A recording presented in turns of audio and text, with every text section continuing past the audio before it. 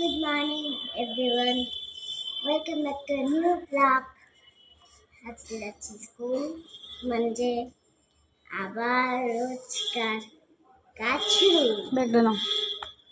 আজকে আমি টিফিনে নিতেছি পোলাও, মটন কষা। বাবা ব্যাগটা নাও, চলো টাটা। আজকে দিনটা শুরু করি, চলো। মেয়েকে নিয়ে স্কুলে বেরোচ্ছি, কী করি না করি সারাদিন দেখতে থাকো। মেয়ে তো ব্লগটা শুরু করেই দিল। মেয়েকে স্কুলে দিয়ে এসে আমি একটুখানি বসেছি। দেখো শরীরটা খুব খারাপ লাগছে, পায়ে ফায়ে খুব ব্যথা করছে। একটুখানি রেস্টেই আছি। আজকে এত পেটে ব্যথা করছে, স্নান টান করে এসে এখানে শুয়ে আছি।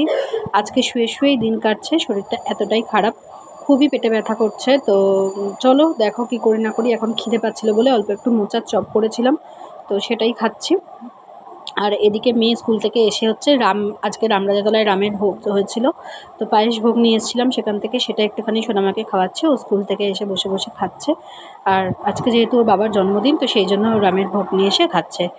তারপরে ঘুমিয়ে পড়েছিল, তো দুপুরবেলা সন্ধ্যেবেলা উঠে সন্ধ্যে দিচ্ছে এখানে, এই যে দেখো।